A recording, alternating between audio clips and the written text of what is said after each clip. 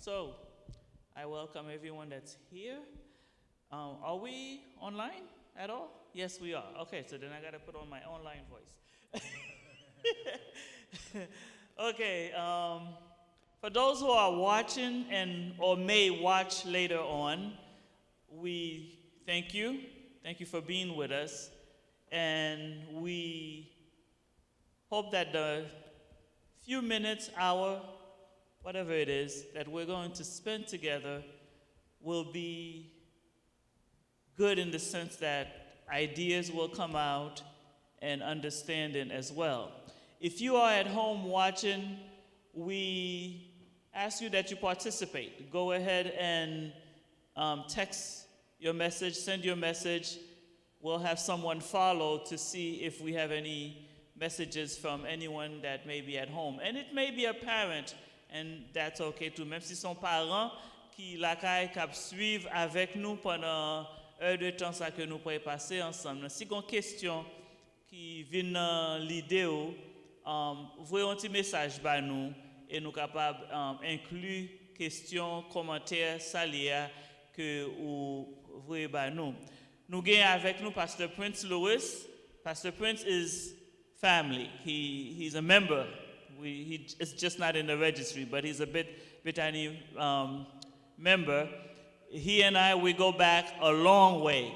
If I can show you pictures of how far back we go, we are a lot lighter in weight and younger looking.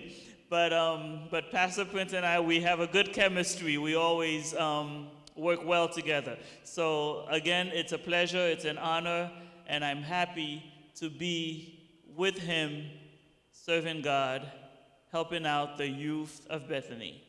Pastor Prince. Thank you. It's always good to be back home and spend a little time, and definitely in this particular season where we are addressing Black history. It is Black History Month, but you know, as I know, you can't put everything in 4 weeks in regards to Black history. And then to celebrate who we are, we want to focus our time on the Seventh-day Adventist Black conferences, our Black churches. And we want to just celebrate what God has done through the Black conferences. And just to remind us that we have something special, that we are not inferior to any other conference or denomination. We want to make sure that you have the information as young people to be productive while you are traveling towards your final destination within your careers, your families, and to remind you that we do need you here. You have resources beyond just finances. You have intellectual property, which is your brains, your creativity. And want to make sure that we harness all of that for the glory of God. Let's talk about the Great Divide. So there is no secret to the fact that we have two conferences. We have a Florida conference that we usually term as a white conference. And then we have Southeastern Conference. We term this as the Black Conference. The proper terminology for both conferences, one conference is called a state conference. The next conference is called regional. A state conference is just that. It's the territory of a state. So you have Florida Conference, Kentucky, Georgia. These are conferences where the territory is just that state. And then you have regional conferences. The name region means it takes in a region of states. For instance, we have Southeastern Conference. We are a part of what used to be called the South Atlantic Conference. South Atlantic used to run from North Carolina, South Carolina, Georgia, and Florida. So you had 4 states considered a region, and that one conference took care of all of the spiritual needs of those members. So once again, rather than terming these conferences white and black, you have the state conferences, which house all of the states, each state in America, and then you have regional conferences, which takes in a region of the landscape of America and terms it as, and we determine that that will serve as a conference, as a territory to be addressed with the needs of the members, the constituents. So let's deal with Southeastern Conference. Southeastern Conference, we border Georgia, the southern tip of Georgia. That's Valdosta, Waycross, Fitzgerald. And then we have all of Florida, which is considered a panhandle, okay?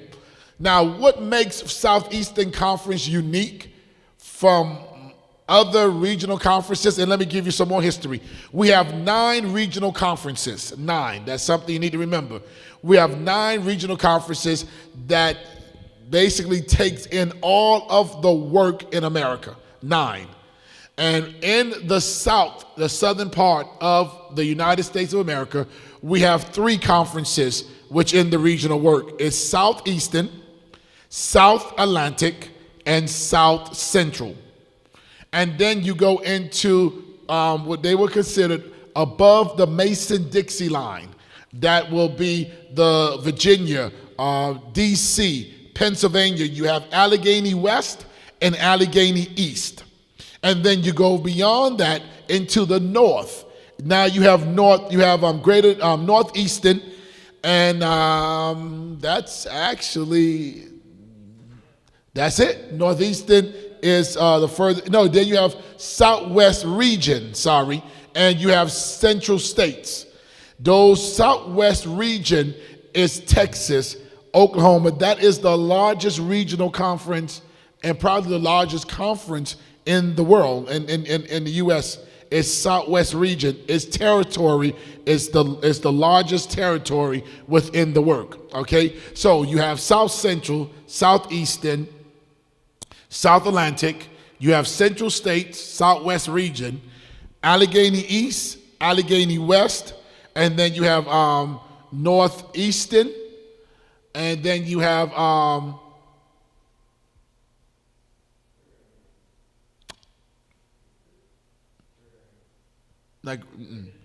that's not, so Southeastern, Atlantic, that's 8.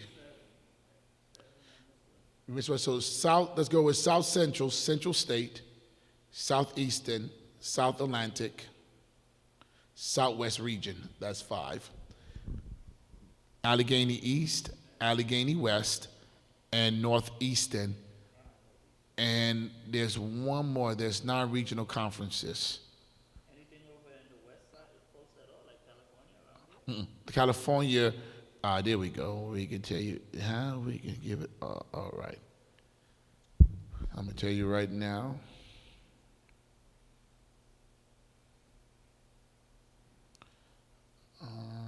It's right here, if it would pull up. Well, there's 9, and I will get you the 9. So let me give you a little history. The longest reigning president within a regional conference, is probably within the Seventh-day Adventist Church, was a guy by the name of Pastor Charles Dudley. He was the South Central president, and I think he served over 30 years as president. 30 years, I believe. This guy built the work, basically. He's now dead, but he is considered one of those giants in the faith. And I'm going to get something for you right now.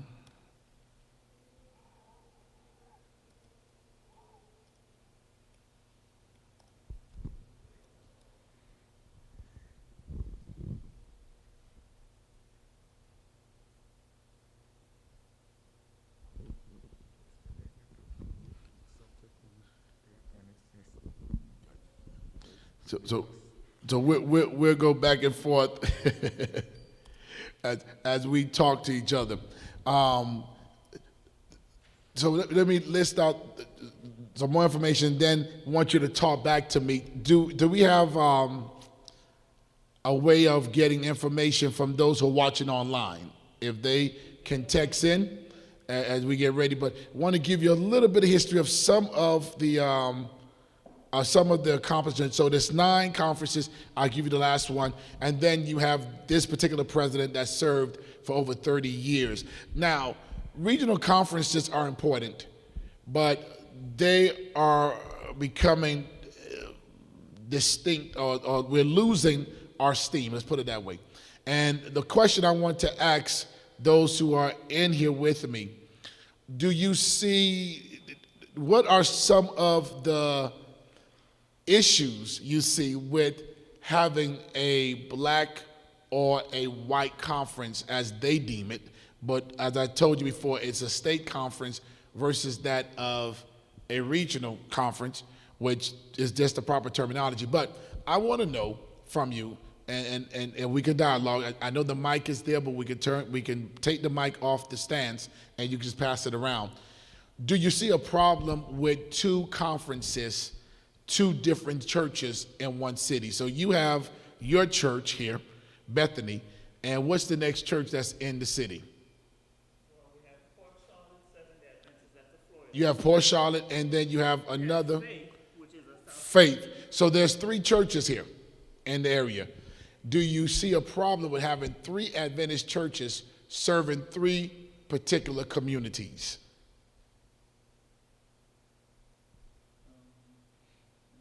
You can pass the mic around.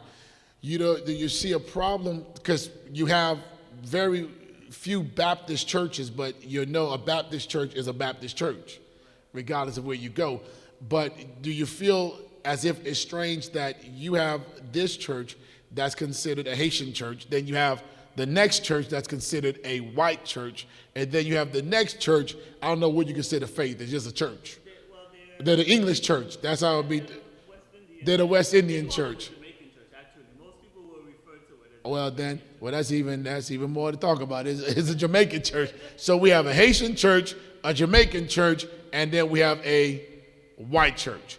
Do you see a problem with that? And why not?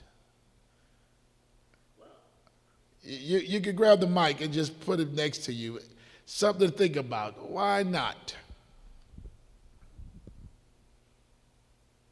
I don't see it as a problem in the sense that I recognize that different people, depending on your upbringing, worship different. I've always been in the Haitian church, starting from Northeastern Church in New York City, Brooklyn, and then coming down here, I joined Bethany. Although I sometimes say I am essentially American because I've been here since I was very young, but when it comes to worship style, this is where I feel More at home. So, likewise, others, now my husband chooses to go to the white church. And once in a while I say, you know what, I want to worship with my husband, so I'm going to go to Port Charlotte on this particular Sabbath. While I'm there, it's not a language barrier, because, I don't have a language barrier regarding English, Mm-hmm. But while I'm there, I just don't feel like, this was nice. It's not the same. It wasn't the same. So I feel maybe other people feel the same way, and that's why it's okay to have different churches, because different people need to express themselves in different ways. Now, the last conference we missed out was Lake Region. And by the way, Lake Region is the oldest conference, the oldest regional conference. It was the first black conference to come into existence. And Lake Region is located in Illinois, Chicago, Illinois. Now let's get back to something else. Do you think that it's right to worship based on your culture, your nationality, rather than just selecting a church that you want to go to?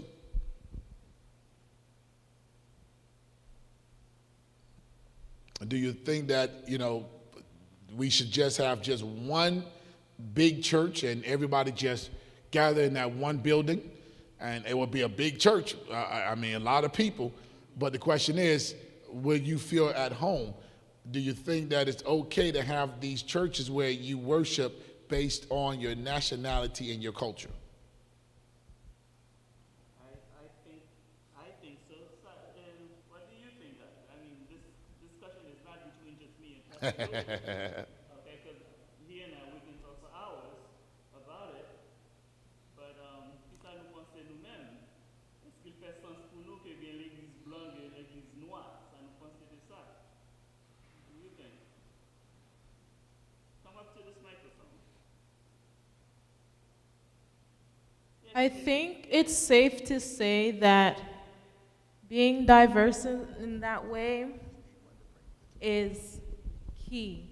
Because as Haitians, we should know that we are very different from Mont Blanc. We do not have the same morals. We don't have the same mentality. We think differently. And if you go to different churches or you listen to any other person of a different race's lifestyle, and you're just like, oh, my Haitian parents could never. I can't even go out or sleep over. It's l'école, l'église, la and that's it. So we all are diverse in a way, and for one thing, how we preach and how very serious we are about our Seventh-day religion, it's best to stay diverse and stay separate, because at the end of the day, there's a lot of things we are not going to agree on. And it's better for the church not to clash on moral thinking. I don't know. But just to be blunt and cut the answer short, I feel like it is best just to keep separate, because as a society and as Black people, our mentality and morals are completely different, especially Caribbeans. So basically, there's some programs or some programming items within the North, Port Charlotte SDA that may not really gel with you guys. Then some of the things that they do. How many of you walk around with flip flops at this church when you come Sabbath morning? You're gonna put on a heel. You're gonna put some shoes on, right? How many of you come to church with shorts on? Unheard of, right? Now, is it simply because you can't do it for now, or when you become of age and you can leave, you'll probably get involved with it, probably. We have had, and this goes right with this discussion, we have had a lot of people to leave because they feel that the church does not meet their needs. Are you feeling sort of, we're not meeting your needs as a group? Because once again, as a conference, our goal is to make sure you guys are part of the church, that you guys are part of what we do. Are we reaching you based on this conference, or do you find that in different churches?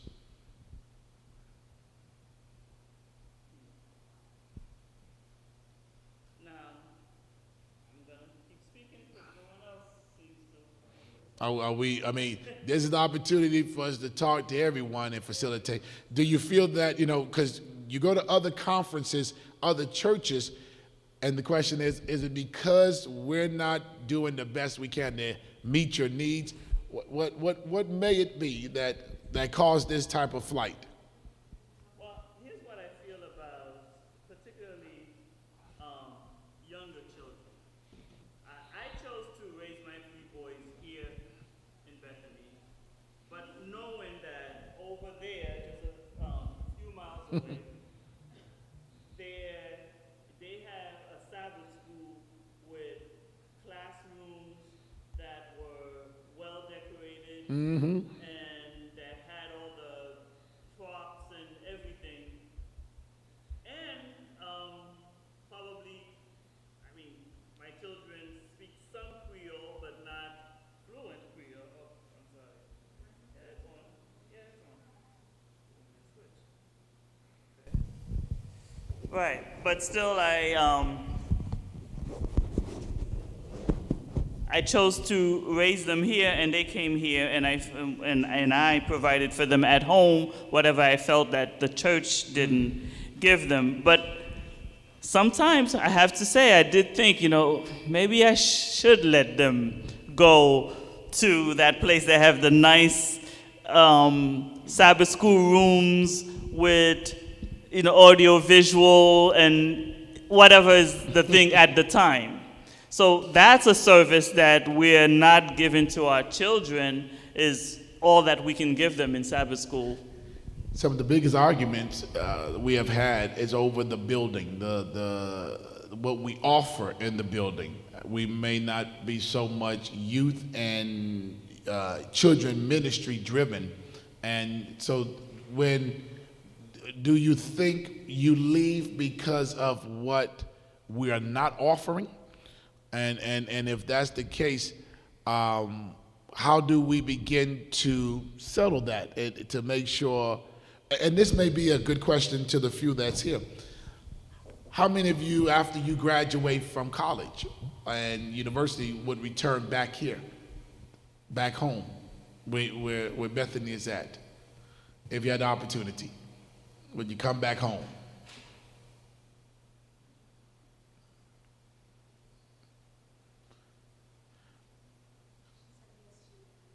What about, would you come back would you come back home? Yes, I will. And do you also, how many of you would consider leaving for somewhere else?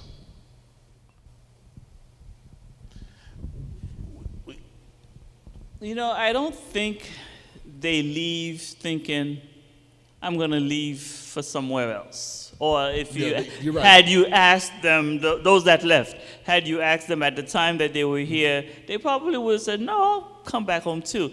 But when they do leave, let's say they leave for university or college, and they experience something else, then they find themselves... They begin to weigh the options. Right, then they weigh their options. At this stage, you're developing what you want in the future. And the question is, do you think it's fair for us to return back to Bethany and try to change Bethany?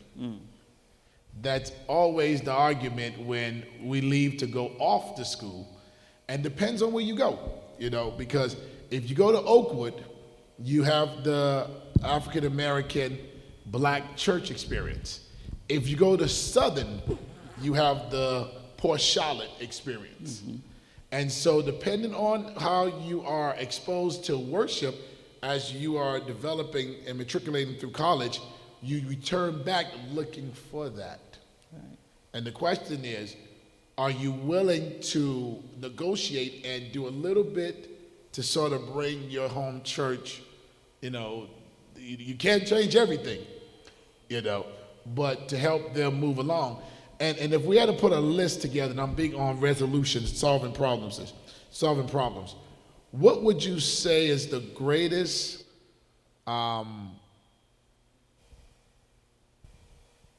let's talk about negative and positives. That may be great. What do you see as negative, negative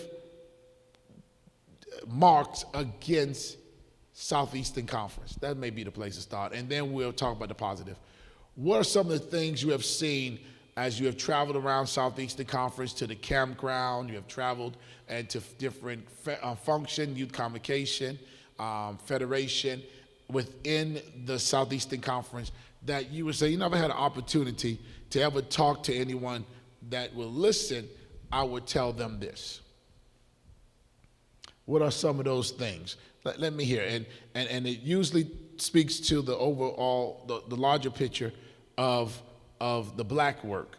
So any suggestion that negativity that you want to say, well, can we change this? Can we change that? Those things that you think is this not positive.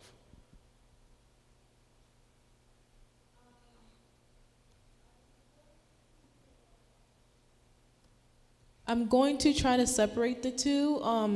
We have the regular, predominantly black Southeastern Conference and the Haitian Southeastern Conference. But regarding the Haitian one, Years back, I could say that they really did something for the youth, but it wasn't towards, as I was growing up, there wasn't much going on at all. We just went to camp just to go to camp and then went to Saturday service, and if they had something going on, they had something going on. You would just eat, walk around the camp, make new friends, go to the little playground park, and if they brought a basketball, if the chairs weren't there blocking it, they would play. I don't even know, but there was barely anything to do regarding youth, and if I felt like what they had a lot of stuff, honestly, but I feel like, I don't know, it's lacking in the Haitian department, but in the American, mostly predominantly Black Americanized one, they had a lot of stuff going on. I'm glad they are also building the rec area, which would be great because that's part of being a youth. We're active. We like to play basketball, volleyball, all these sports. Just going to seminars is not going to be enough because they need to interact. And then I like how we have the other area where there was a roller rink. I think that's a wonderful addition because youth are supposed to be active and socialize and make new friends and become strengthened in the Adventist community. But I believe more will be to come, but something just youth-wise completely, but in the Haitian community, they have to do a little better, just a little better. What do you think back there? Any comments in regard to a little more emphasis on youth within the Haitian community? Anything else? As we talk about Southeastern and just, the whole work on the Black side. If you permit me, I can help out with that a little bit. Comme dans communauté haïtienne, je connais quand même pas trop bon, but dans communauté haïtienne, est-ce que quoi yo gen un pile bagay pour jeunes yo qui a fait dans conférence yo si nous quand aller dans conférence, est-ce que gen un pile bagay jeunes qui a fait pour moun yo?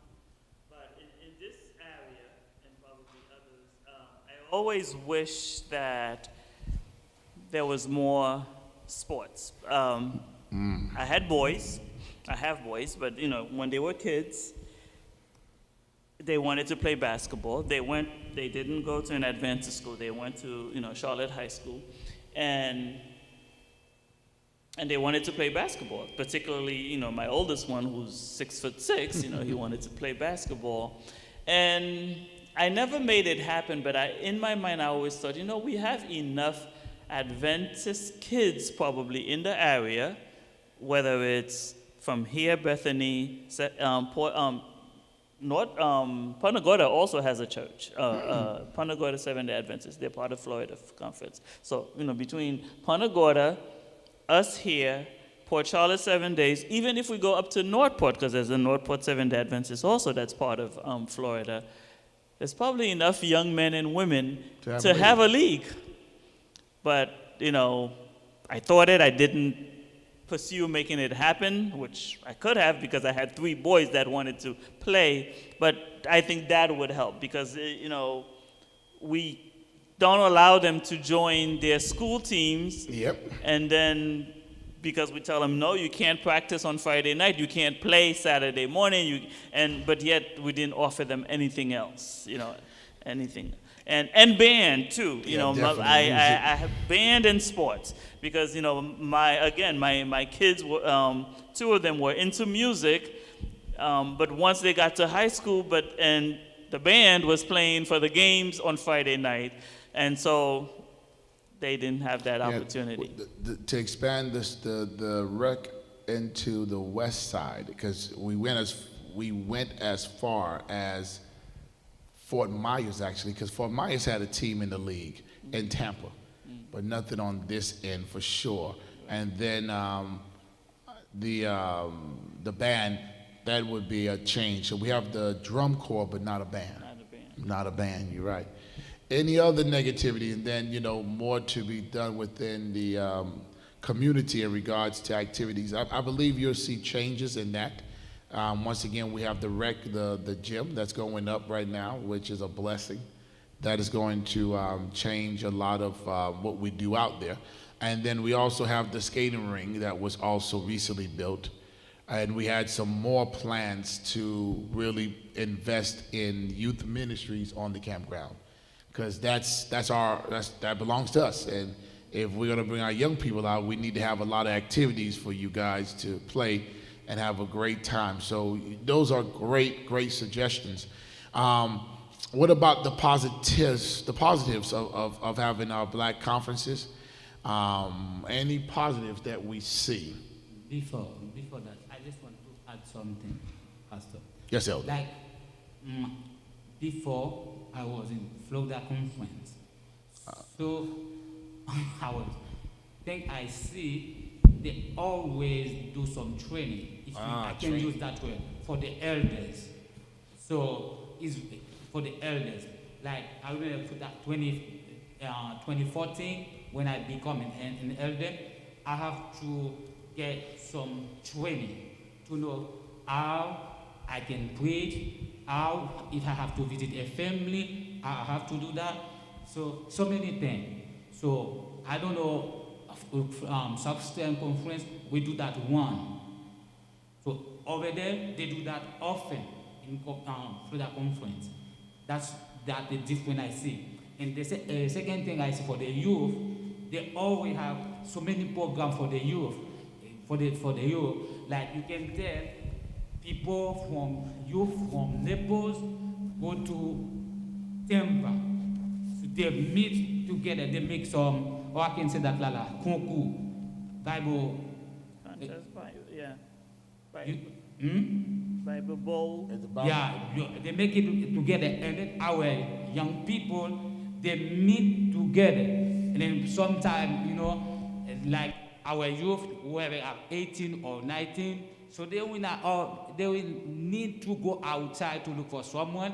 They know, they meet someone, they are Seventh-day Adventists, they talk. But I used to see that when I was in Florida Conference, but I don't see Southeastern do that often.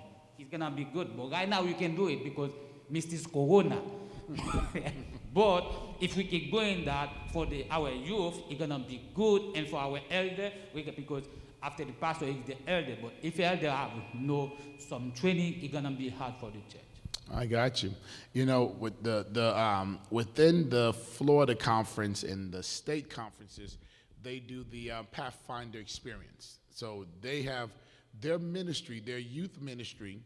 They do not have youth ministry any longer in the Florida Conference. And even barely in the, they have Pathfinder Club Ministries, they call them.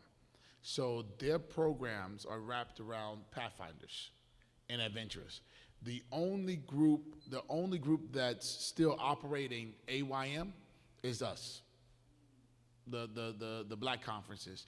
And so we operate AYM, Adventist Youth Ministries, and we operate Pathfinders and Adventurers. So we have the gamut. And we have on our side Bible Bowl, as you referred to.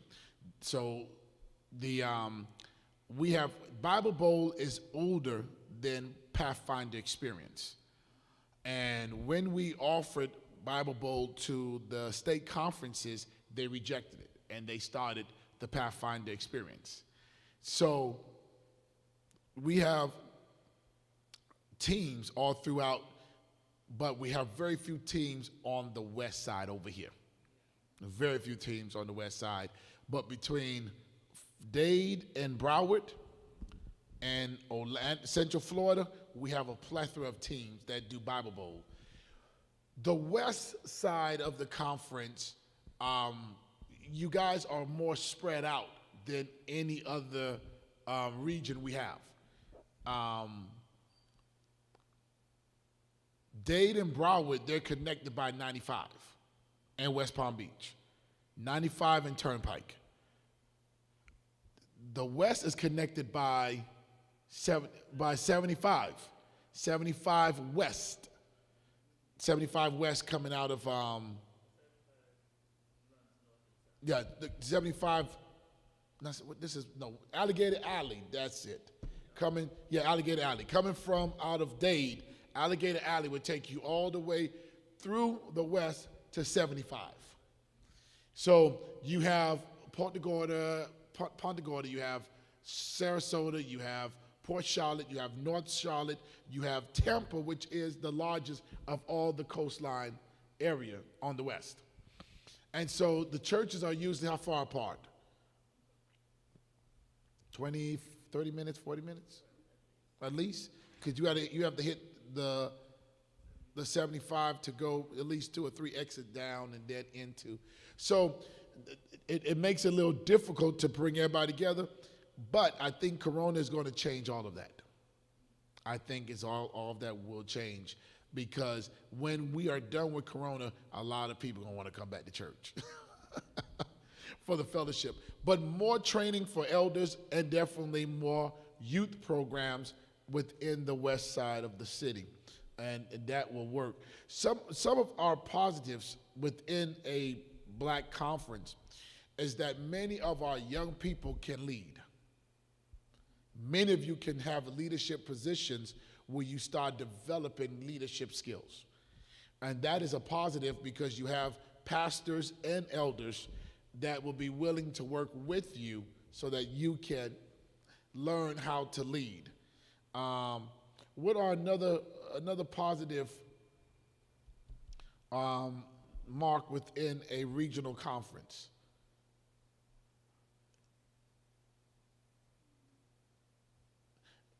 Now, one knock that was brought out from the young lady, from your IT director, is the lack of diversity. I do agree.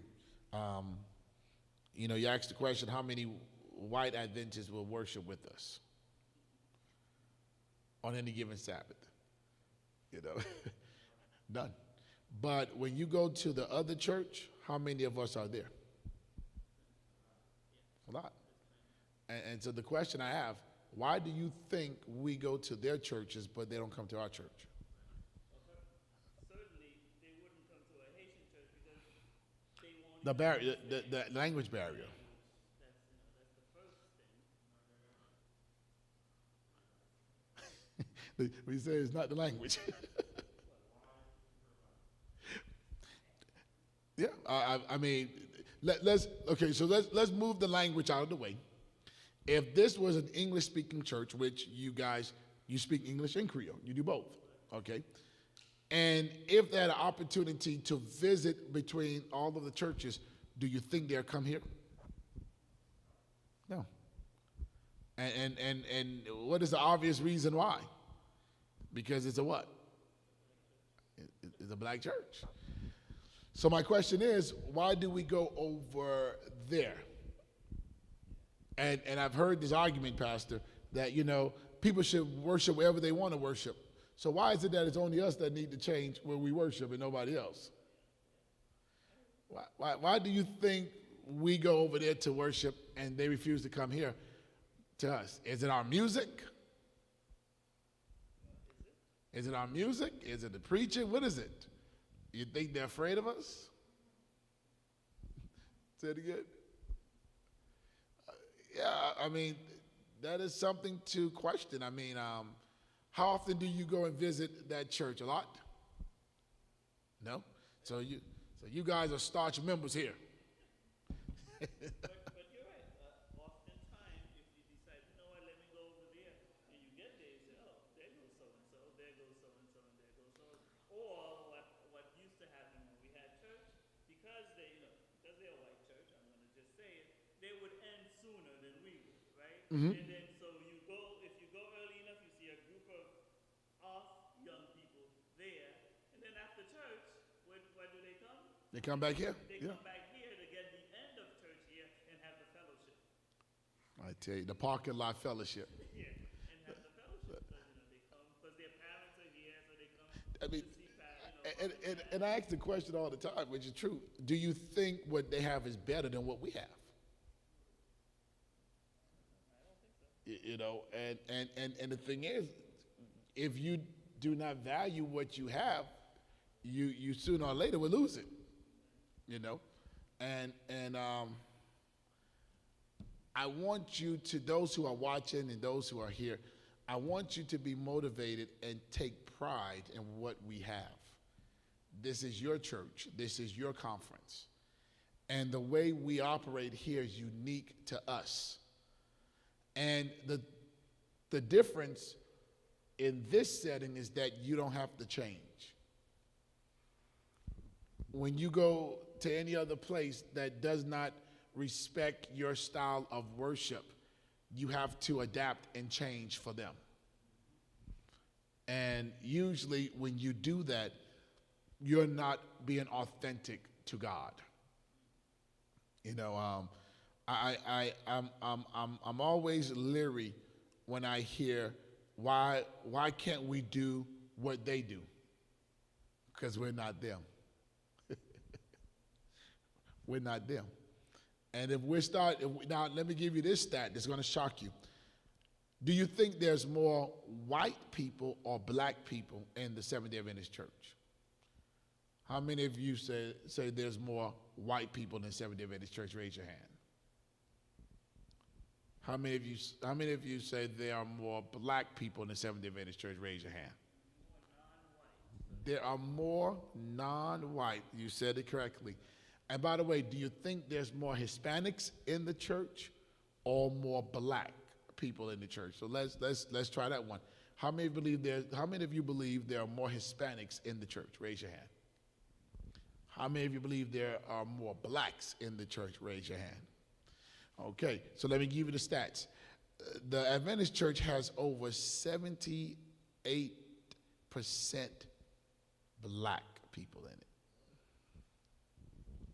78%. That's Africa, the Caribbean, those two alone. That's the world population. And that's not even counting all of the African Americans and people like us here in America. So then I ask the question, why is it that we do not have a General Conference president that looks like us when we have 78% of the world membership? Okay. Next question. Do we give as much money as them, or do we give more?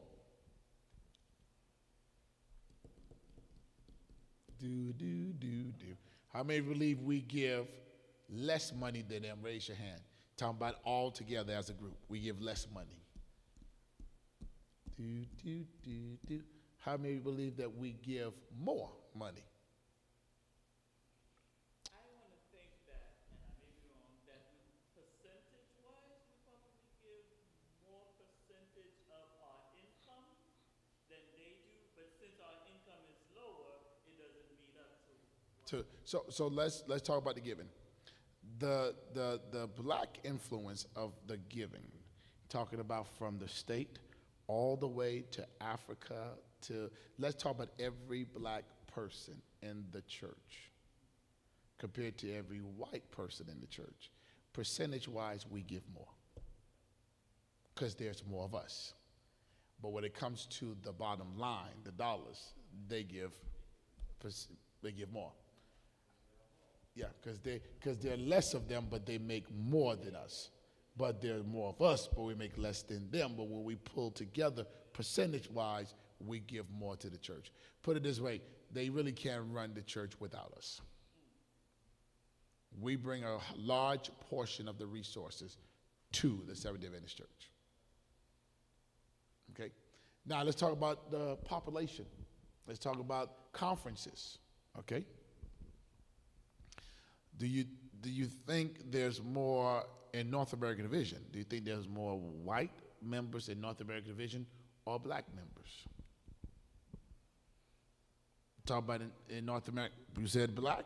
You got it. We have more black members. Do you think there's more white members in Florida Conference or black members in Florida Conference? No. There's more colored people in Florida Conference. What's colored? Hispanics, West Indians, Haitians, Asians. There's more of a non-white population than white. So can you really call Florida Conference a white conference? No. If you look at, let's put it this way, every white church you go to, Elder, you can find a black member. But every black church you go to, you cannot find what? A white member. So the question is, why should we close if we're living up to our commission, which is to evangelize black communities? You would think if they can. Now this is the funny part. Let's we're running out of time, but let me say this to you. Do you know why we started regional conferences? Give me a guess. Somebody just give a guess. Why did we start regional conferences?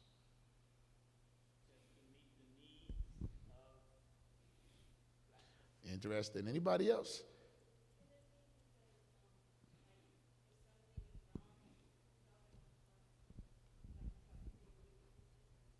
Mm-hmm. Very good answer. Very good answer. I like that. Anyone else? Why we started regional conferences? And to a large degree, you're hitting it on the head. But there was an incident that happened many, many years ago, where a young lady, she was very light-skinned, fair-skinned. She could pass for white, Elder. She was sick, and she was rushed to the hospital. They rushed her to the white hospital. And this was during the time of Jim Crow, segregation. And they rushed her to the white hospital. And when she got to the white hospital, and this is a white Seventh-day Adventist. This is an Adventist hospital, number one. She is a Seventh-day Adventist, number two. And they took her to our hospital, her hospital, where she's a Tide member. They denied her. They denied her, left her in the lobby. They had to come and transport her to the black hospital on the other side of town. And by the time she arrived, she died. So during that particular time, for us, it was not separation of church because you only had one church. We all worshiped in one building. The Seventh-day Adventist Church did not divide into a regional conference until the 60s. I mean, they divided many, many years, but I'm talking about growing conferences didn't come till later on. But the spark of having black churches, I should say, was because of that incident. Here you had Adventists, they were returning a faithful tithe. They were attending church, but really could not get involved with church. And the member was rushed to the hospital, and they denied her because of her skin color. Now let me ask you a big question while we're closing in to home. Do you believe that racism is not in the Seventh-day Adventist Church?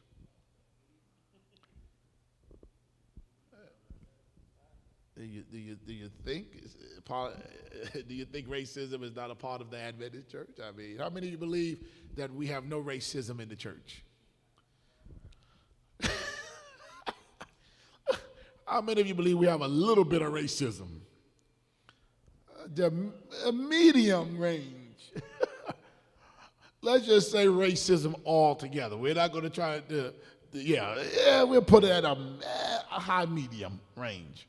Have you ever heard, for some of our older members who are watching, those who are here, have you ever received the speech that you need to go to the other side? This church, your church that you're looking for is down the road? I'm talking about those who have been here for a while. Have you ever heard that before? that your church is around the corner, further up. You don't want to be here. Or have you ever had the experience where you went to a white church and you had a dominantly white white congregation, but as a few of you started to move into the church, you started to see people leave? They call that white flight. And basically, they leave to start another church because they really don't want to be around you. And so when you came, the church was probably 90% white with about 2 or 3 black families. But now you turn around, you have 17, 18 black families, and the church has just a few white people. Now, what's interesting is that the pastor will still be white. Even though the congregation is mostly black, they're still going to put a white pastor. The pastor's still white, even with a black congregation. Have you ever seen that? The treasurer is always white. That's not changing. Prime example, I'll give you 2. In Plantation, Florida. I remember when we, growing up, I went there like once or twice. It was Lily. There was a lot of white congregants, a lot of white members. I went there just a couple of years ago. It was more black families. I'm talking, but I was like, am I in a Southeastern Conference church? But guess what color the pastor was? Was white. That's it's typical. That's just, and so you try to figure it out. Don't you want somebody who can relate to the congregation? Yeah, And so let me ask you this question, and as we take about 3 more, I'll do 3 more segments here. My question to you then, for a little back and forth, do you think it's right? Do you think that it's right for this type of behavior to exist in God's church? Do you think that it's okay for people to, and they still call themselves Christians, by the way, they're still Christians. Can I mess you up a little more? Do you know who represented the world churches? The world church. Well, let me put it this way. Do you know who's the legal counsel for the General Conference? The legal counsel, talking about when the world church is sued. We have our own. We have a law firm that represents us. Do you know what law firm represents us? They might have changed it by now. I'm not sure. I need to go back and check. Do you want to know? Rudy Giuliani. That's our legal representative for the World Church, for North American Division. Sorry, for North American Division. It's his law firm. Listen. Go to North American Division when you have opportunity. Go to North American Division, and it might have changed now, but go there and Google the legal representative, or the legal representative, and I want to say it correctly, a legal counsel for the Seventh-day Adventist Church. Who represents the Seventh-day Adventist Church legal counsel? And let's see if it changed. But a couple of years ago, during the time of Donald Trump, it was Rudy Giuliani and his firm that represented the Seventh-day Adventist Church and North American Division. Do you want to hear something else? The Seventh-day Adventist Church, do you think we are a Republican church or a Democratic church? Say it again. You say Republican? We are a Republican church. And there's a divide down the middle. And now, very few of us are surprised. Question: do you remember the shooting there's a couple of shootings, all those shootings. Let's call all the shootings because it's not just one. But have you realized that the World Church North American Division was more quick to condemn the shooting because North American Division. No, I'm sorry. By the way, it's the General Conference, not North American Division. General Conference is represented by Giuliani. I'm sorry. It's a General Conference, not North American Division. But do you realize that the General Conference was the slowest religious entity to condemn any of the shootings? And when they did condemn the shootings, it was never a real condemnation. It was never a real hard stance. It was always something that was always vague.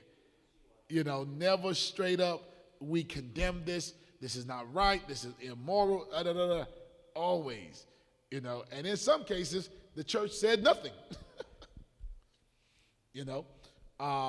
We tend to lean more on a conservative platform that seems to trend more Republican rather than just in the center.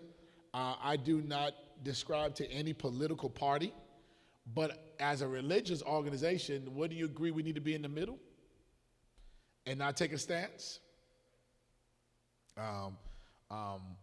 But it seemed that I remember there was an interview, and a particular person said that the Seventh-day Adventist Church is a conservative church. Now, you understand the word conservative is not so much your lifestyle, but conservatism is a movement. It's a movement. And we tend to lean towards a conservative platform. Now, the black church, talking about the black church, us, we tend to lean more on a democratic platform. We do. We have issues with injustices. We have issues with brutality. We have issues with equality. I think the misnomer is that we agree with abortion. We agree with some of these other far left platforms like homosexuality. That's how they describe those who are more democratic. But you have a centrist Democrat where you believe in freedom, and sometimes freedom is messy. I don't know if you can really tell a woman what to do with her body. Now, do we want you to do that? Absolutely not. Not as a church, we don't want you to do that. But at the same time, do you have a punishment if they do? Can you punish them? I mean, as much as I disagree with the alternative lifestyle of homosexuality, but can you punish them? That's the freedom of what? Choice. Which then means that we have to do a better job, what? Preaching the gospel and converting people through the gospel of Jesus. But you cannot legislate change and believe that it's going to withstand scrutiny and test, because guess what? God doesn't do that to us. And so as a church, we have to be mindful of that. So now let me ask you this one, 2 more questions. Do you think we need to dissolve one of the conferences and just have one conference?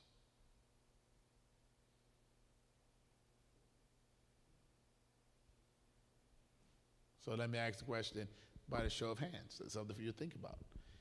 Do you think we need to dissolve the 2-conference system and just have one conference? If you think we should have one conference, raise your hand. Just one. Okay. Should we, I see 2, should we continue the 2-conference syndrome system? And how many are just confused? You're just in the middle. You don't really know which way. It's hard to say. I mean, to dissolve the 2-conference system and make it one, my fear is that we'll be in the church and not really functional in the church. We'll just be bystanders, no leadership, no involvement. And I don't want to be that kind of member that just goes to church and then goes home. I have to always be involved. And so if I move to a church where they're just going to say, "Hello, Sister Amuela, how are you today?" and that's it, but never invite me to be a part of the ministries, and then I can't be in that church. Pastor?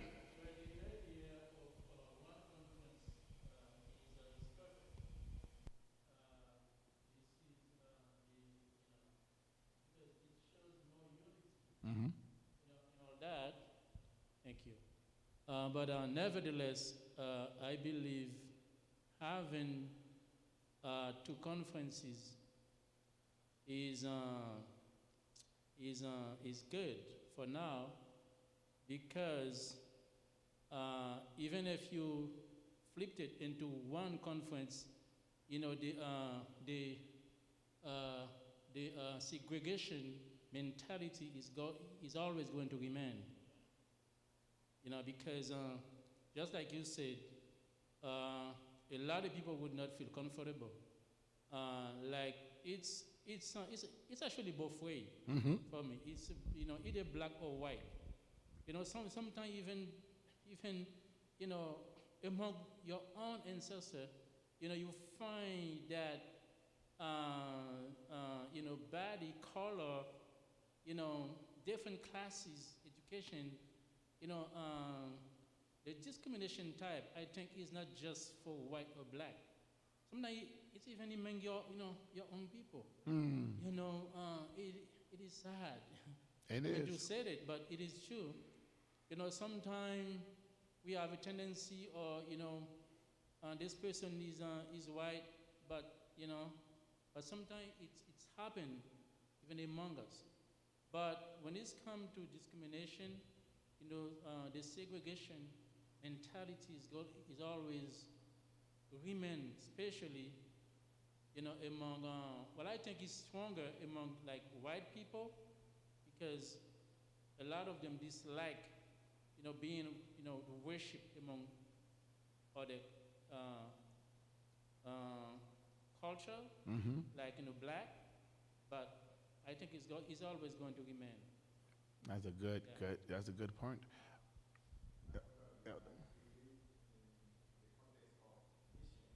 Mission.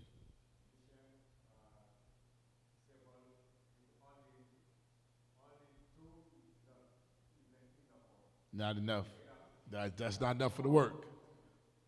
Not enough for the work.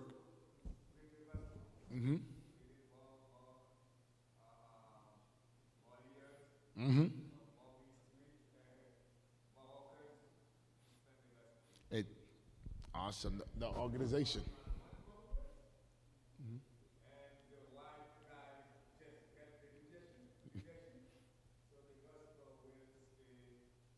Colorblind.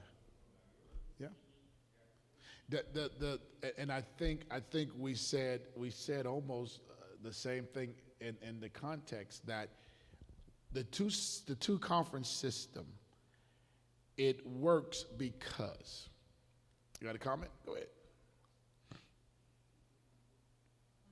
I think for one conference it's just because to stop the racism, because God created us to be equal. If one conference we can like try to solve our problem and try and work together. That's what I think. And I love that. And that is going to be the greatest push of your generation coming. Your generation is actually going to attempt to do that. And listen, with that particular group, they are living that out, because a lot of the protesters, if you go back and look at the protesters from the summer all the way up to look at the Black Lives Movement protest, and look at what happened at the Capitol. When you look at the protesters for inequality and for injustice, they were a mixed group, black and white. And it was in that age group they came out, and younger. When you look at what happened to the Capitol, they were older white people, afraid that they were losing America, afraid that they were giving away what their ancestors gave them. When you look at the protesters for inequality and injustice, they were fighting for freedom and for fairness across the board, regardless of your color, your nationality. And you see the difference in the ages. This generation, they do not see racism. They do not see color. This is the generation where they told their grandparents, we're going to marry black men. We're going to marry interracial. If you notice that all the commercials on TV, you don't see white couples or black couples, you see interracial couples. And look at the cars. Look at, this is a intentional programming of biracial, like somebody say, in a big, right now they told us the world is going to become brown. What makes brown? Black and white. They've been coaching us. They've been telling us this, and they're still saying it. And so right now, in this generation, they do not have a problem with black and white. And the problem still lies, as you say, Elder, with us. And when I say us, usually those who are poor and oppressed, we don't have a problem. We've never had a problem because we can't afford to have a problem. We don't have the money to have problems. So when many of us came over, where did we go? To the white church. All of these black churches came out of where? White churches. Because even though we were there, we were an invisible group. They didn't see us. Even though we had gifted men and women who could do the job, they looked over us for others who were less qualified. You know why we have the regional work?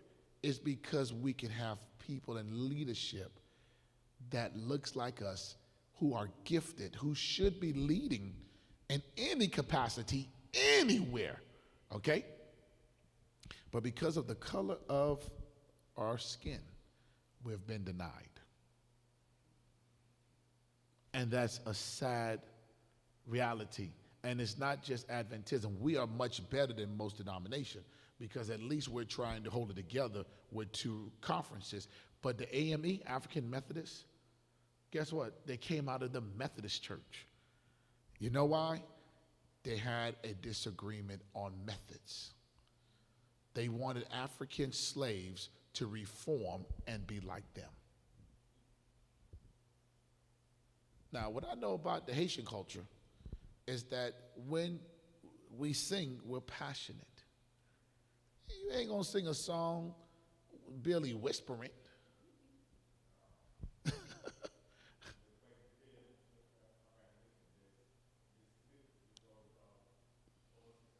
Yeah, the Episcopalians, yeah, they split because of homosexuality. Now that's a different split. That's a split the Lord got to talk to them about. But when it comes to racism and Christianity, Christianity has been a hotbed for racism. It's always been that way. And that's why we have the Black Church, a PBS special. Look at it. It's on public broadcast station, PBS. It's called The Black Church. It's a great series. It's a documentary, and it goes with all of us. Because guess what? At the end of the day, every black church came out of a white experience. And I'm not talking about right now. I'm talking about the origins of black churches, okay? Because remember, we were slaves. And even though in Haiti you were not slaves, and the Caribbean didn't have a harsh task of slavery, you still came out of that because that's what we know, okay? Now, we are all the way in the 21st century, and guess what, guys? We're still fighting racism. We're fighting it more because it's too many of us. You remember the story about the Egyptians when they decided to deal with the children of Israel because Joseph went to sleep and they said, Pharaoh said, there's too many of them. Guess what? There's too many of us. Too many of us. I'm not talking about the church itself. I'm talking about just in the world. We're changing the color of America. We're changing the color. Have you ever thought about that? They went from white to brown. What's the next color from brown? Black. And let me be very honest with you. This is just my humble opinion. It's not really brown, it's black. Because to have brown, you need white and black. Okay? Even though they may be mixing with us, and ain't that many white people mixing with us. This country is black. But they would never acknowledge that. And so, for us to do away with our conference, why would you do away with our conference? We inferior? Are we lack something? I have a question. Is there, are we threatened with that? And who would be trying to do away? They have tried. There was a conversation. Who's the they? The General Conference, they were talking about merging conferences. And Florida was going to be the first attempt, the pilot. Because Florida does not have a heavy African American presence within the Adventist church. Within Florida, think about it. Southeastern Conference, the greatest portion of the membership is Caribbean. You go to Florida Conference, what's the greatest membership in Florida Conference? Caribbean. So, Elder, is that not an easy combination? Yeah, because regional conferences, they were never intended to be Caribbean conferences. They were intended to be what? African American conferences. With the immigration to America, the migration of Haitians and Bahamians and Trinidadians and Cubans and Mexicans, we all came to what they call border states. Florida is a border state. What is a border? Well, it's a coastal line border gate, because you come through the Caribbean Sea to Florida. In California, you have border states all through that coast, because it's not water. It's bordered by another country, Mexico. Okay, so however you get here, there are ports of entry. Okay. The problem is, once we arrived, we didn't migrate further up north. We stayed south. So you have little Haiti, you have little Jamaica, you have little Cuba, you have all these settlements with nothing but immigrants who are now what? American citizens, and now their children are what? Americans. The majority of you guys here, you're from America, right? Many of you, some of you were born here in America. We have second and third generation Americans. But they were raised as what? West Indians. They're raised, in your household, your parents raised you as what? A Haitian. They don't know the American culture to influence you. You learned the American culture where? At school, among your friends. On TV, television, pop culture. But most of the time in the house, you are exposed to the traditional upbringing of your family, okay? So it's easy. It was an easy attempt, and I still think they would try to attempt. I still believe that, merging the two conferences, because it's an immigrant conference. Now, let me even mess you up some more. The president of Florida Conference is what? Hispanic. The president now, the interim president of Southeastern Conference is what? African.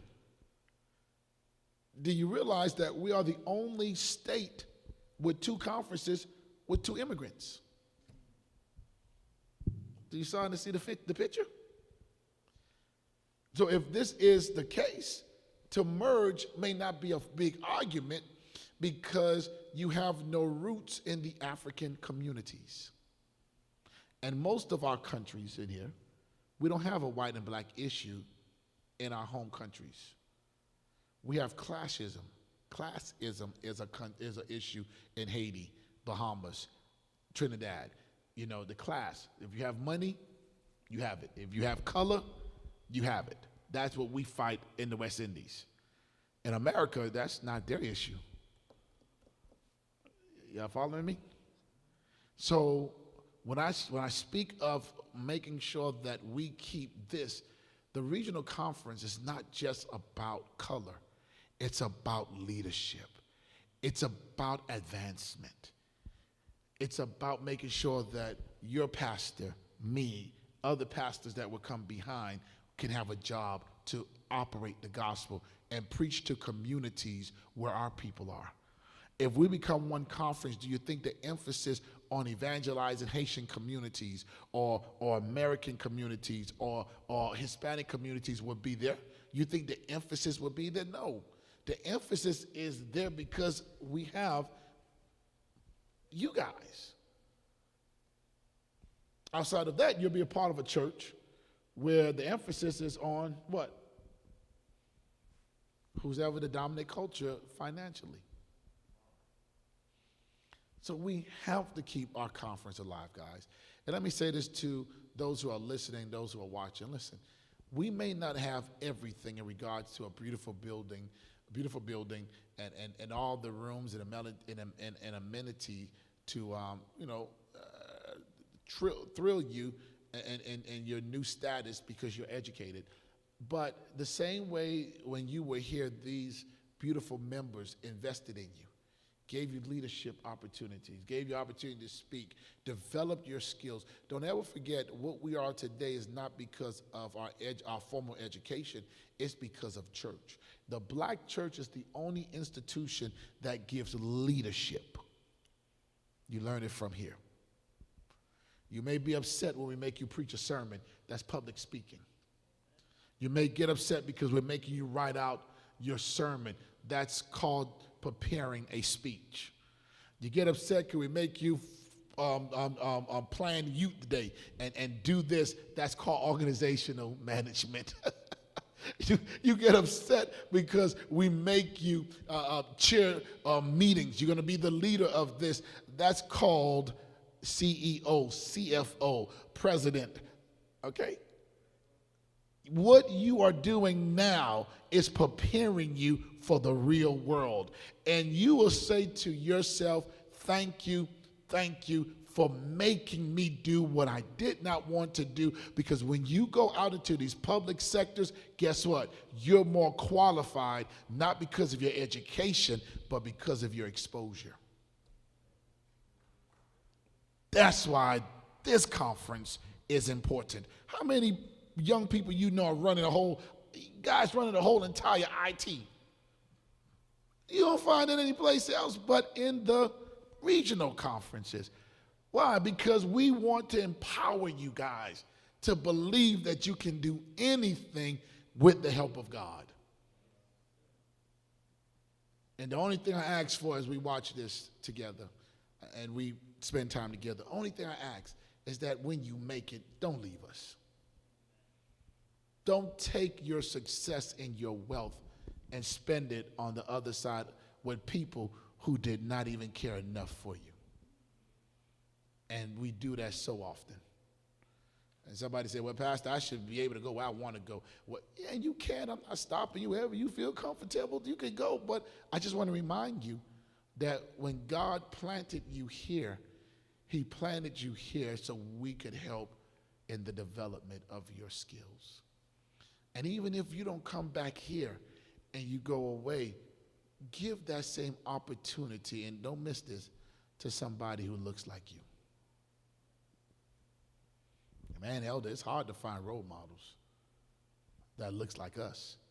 And if you made it, and if God has blessed you, come back and help somebody else. Help somebody else to get out and believe in themselves. Two more stats and I'm done. Who has the highest divorce rate within the church, black or white?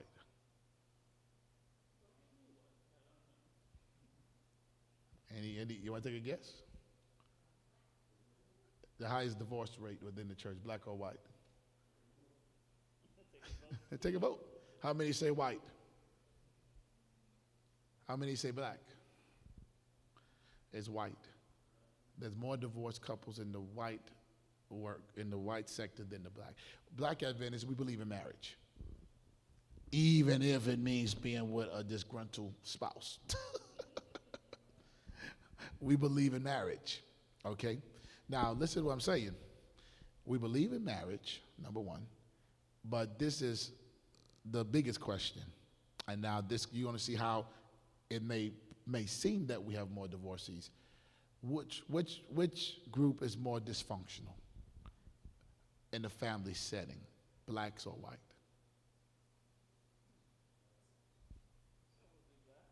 More dysfunctional. How many of you would say white? How many would say black? We have more dysfunctional homes in the black in the black work. And so you have a lot of single parents, not necessarily divorced, but people who just separated and left. Got a whole lot of that. They're still married, but they're just not together. And so you have kids who are being raised with a single person, okay? And so it may give the impression. Now, this is the key.